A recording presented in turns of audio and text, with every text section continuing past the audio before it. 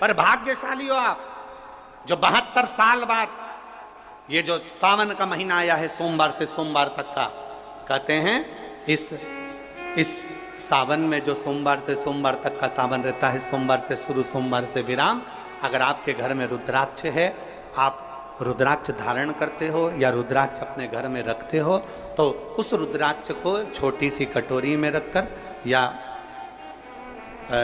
एक पात्र में रखकर 7 बार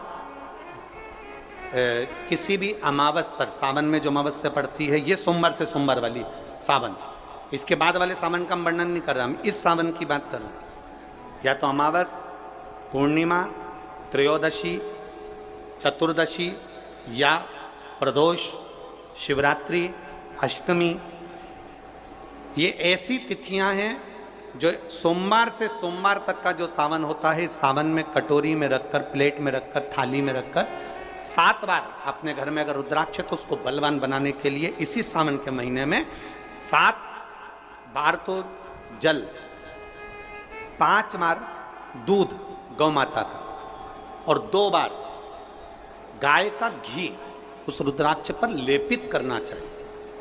और फिर उस रुद्राक्ष को धूप बत्ती हो या घर में गूगल की धूप हो, वो धूप बत्ती से उस रुद्राक्ष को सिद्ध कर लेना चाहिए। कुछ नहीं आता ना, शिव का नाम लो, श्री शिवाय नमस्तुभ्यम बोलो और उस रुद्राक्ष का स्पर्श कर कर अपने गले में धारण करते हो तो गले में, पूजन में रखते हो तो पूजन में, या किसी कार्य सिद्धि के लिए रखते हो तो कार्य सिद्धि के लिए। अगर ये सोमवार से चालू होने वाले सावन को सोमवार से विराम होने वाले सावन में अगर हम सिद्ध कर लेते हैं तो वो रुद्राक्ष हमारे जीवन का सबसे श्रेष्ठ रुद्राक्ष हो जाता है, सर्वश्रेष्ठ।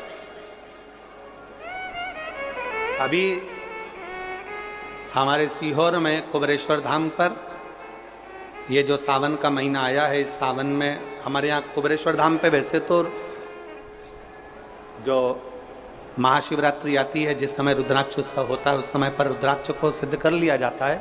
पर जो सावन ये आया है, इस सावन में हमारे यहाँ प्रतिदिन बाबा के रुद्राक्ष को सिद्ध करते हैं। प्रतिदिन नियम है रुद्राक्ष पर जल चढ़ाना, दूध चढ़ाना, घृत लगाना और बाबा के उस रुद्राक्ष, क्योंकि इतने भक्त आते हैं उनके लिए वो रुद्राक्ष सिद्ध होता है।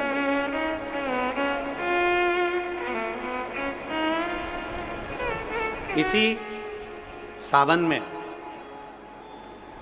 4 मुखी 3 रुद्राक्ष, कितने? 4 मुखी कितने? 3। 5 मुखी रुद्राक्ष 3 और 6 मुखी रुद्राक्ष 3। इनके बीच में सवा गांठ लगाई जाती है। 4 रुद्राक्ष कितने? जल्दी बोलो। 4 मुखी रुद्राक्ष कितने? 3। 5 मुखी रुद्राक्ष कितने? 3। 6 मुखी रुद्राक्ष कितने? 3। इनके बीच में सवा गांठ लगाई जाती है। मतलब एक गांठ पूरी लगाई जाती है, फिर आधी गांठ लगाकर फिर रुद्राक्ष को डाला जाता है लाल धागे में, फिर सवा गांठ ऐसी चलती है। 9 रुद्राक्ष होते हैं कुल टोटल।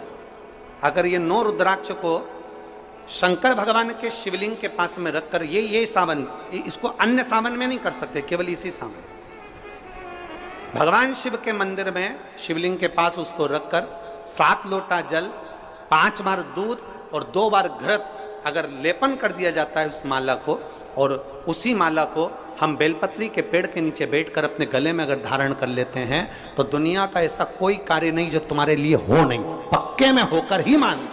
उस रुद्राक्ष का इतना महत्व, ये तुम जो सहज में सुन रहे हो ना, हम फिर कहेंगे दया सिंह, जो हम फिर दया सिंह जी को धन्यवाद देंगे कि ये जो सावन के महीने की कथा लिए दया सिंह जी, ये साधारण नहीं है। दुनिया के लोग भले इसको सहजता में रख लें। 27 जुलाई 1953 में ये सावन आया था, उसके बाद 2024 में ये सावन आया। लोग तरसते हैं इस सावन के लिए कि इसमें हमें रुद्राक्ष को सिद्ध करना है, हमें इसमें बेलपत्र का पान करना है, इसमें हम जो मांगेंगे हमारा बाबा कृपा करने के लिए तत्पर रहता है। ये वो रुद्राक्ष का आनंद पाते। मैं धन्यवाद देता हूं दया सिंह जी आपको बहुत बहुत, और पूरी समिति को। शिव मंदिर में जैसे आप लोग जाते होंगे शंकर जी के मंदिर में, तो ये तो शिवलिंग हो गया, ये जलाधारी हो गई, ये जलाधारी है, ये शिवलिंग है। और जलाधारी और शिवलिंग के यहाँ, शिवलिंग से लेकर जहाँ से पानी नीचे गिर रहा है, आप पानी यहाँ चढ़ाते हो तो ये घूम के यहाँ से नीचे आ जाता है। आपने जल यहाँ चढ़ाया शिवलिंग पे तो जल घूमकर यहाँ से नीचे आ जाता है। इस जगह से नीचे की ओर आ जाता है, इस स्थान से। प्रयास करिए, ये जो सावन आया है 72 वर्ष के बाद, प्रयास करिए कि कितना बड़ा भी रोग है, कितनी बड़ी भी बीमारी है, आप डॉक्टर से इलाज करवाओ, पर ये जो स्थान है अशोक सुंदरी का, इस स्थान पर एक बार अपनी हथेली रखकर देखिए और भगवान शिव से पंचाक्षर मंत्र नमः शिवाय, षडाक्षर मंत्र ओम नमः शिवाय या श्री शिवाय नमस्तुभ्यम स्मरण कर कर देखिए। और एक बेलपत्र बाबा की लेकर जहां से पानी नीचे गिरता है उस स्थान पर लगाकर उसी बेलपत्र को खाइए और फिर जाकर डॉक्टर को एक बार फिर जांच करवाइए कि उस रोग में आराम कितना लगा है, उस रोग में अंतर कितना आया।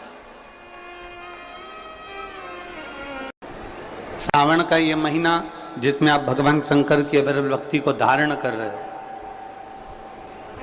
सोमवार से सावन चालू हुआ और सोमवार के दिन सावन विराम होगा।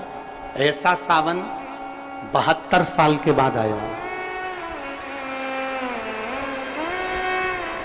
27 जुलाई 1953 में ऐसा सावन पड़ा था। कितनी तारीख को?